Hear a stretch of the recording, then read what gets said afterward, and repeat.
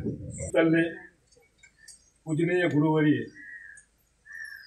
ज्ञानबिंदू स्वामी ब्रह्मचारी आमच्या सर्वांचे श्रद्धास्थान कपालेश्वर मठापीठाचे मठपीठी पोपट नाना महाराज यांच्या आज अमृत महोत्सवाच्या प्रसंगी उपस्थित असलेले बागलाण तालुक्यातील प्रामुख्याने आपल्या या उत्तर महाराष्ट्रीय सर्व संत महात्मा या कार्यक्रमाला उपस्थित असलेले आता ज्यांनी आपल्याला प्रबोधन केलं ते अनंत महाराज बोरसे, ज्या विभूतींनी या अमृत महोत्सवाच्या प्रसंगी उपस्थित असलेले गणेशानंद महाराज, विश्लेषणानंद महाराज, उपस्थित बंधू आणि भगिनींनो,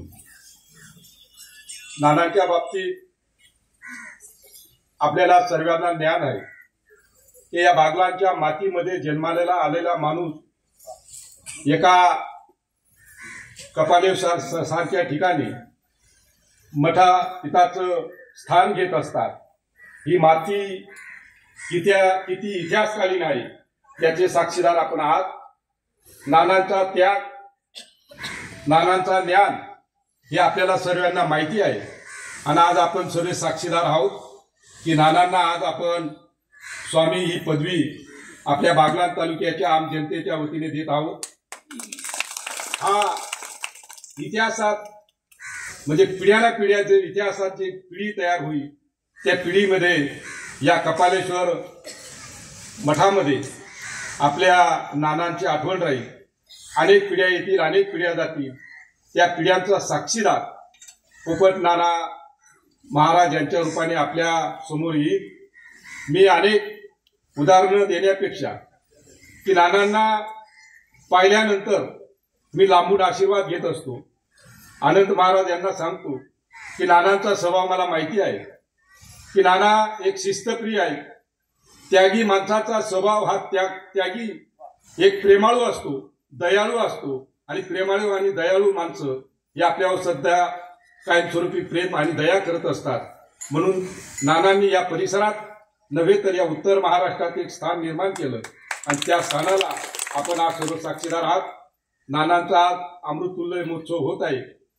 कृष्णा नानांनी जी माहिती दिली की आमदार या नात्याने आमच्याकडनं काही उणिवा राहिल्या असतील, पण आता तुमच्या सर्व साक्षीने बोलण्यापेक्षा आपण कृतीतून दाखवूया आणि आपल्या या कपालेश्वर मठामध्ये जे दीनदलित आदिवासी लोक आहेत, जो पीडित शेतकरी बांधव आहेत, जे नवीन पिढीतले घडणारे जे कार्यकर्ते आहेत, की मी नानांच्या दर्शनाला जेव्हा येत असतो सकाळी 7-7:30ला, तर नवीन पिढीतले आमचे विद्यार्थी नानांच्या सहवासात कशा पद्धतीने घडत असतात. धन्य हे संत आणि या संतांनी आपल्या या तालुक्यात जन्म घेतला आणि त्या संतांचा आदर हा बागलाण तालुका इतिहासात कधी विसरणार नाही.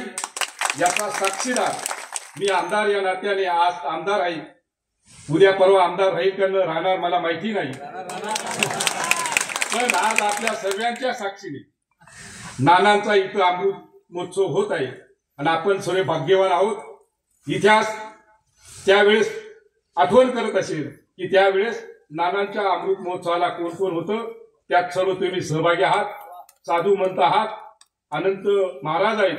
मी सर्वांना आपल्या सर्व नानांना बागलाण तालुक्यातील उत्तर महाराष्ट्रातल्या सर्व आम जनतेच्या वतीनं कोटी कोटी प्रमाण करतो आणि नानांना शत आयुष्य लाभू द्या. कृष्णा नानांनी जसं सांगितलं, आम्ही सुद्धा शत आयुष्य असताना राहिलो तर पुन्हा ज्याच पद्धतीने आम्ही आमच्या पद्धतीने तो कार्यक्रम आयोजित करू असा सर्व आपल्या भक्त परिवाराला शब्द देतो आणि नानांना शुभेच्छा देतो.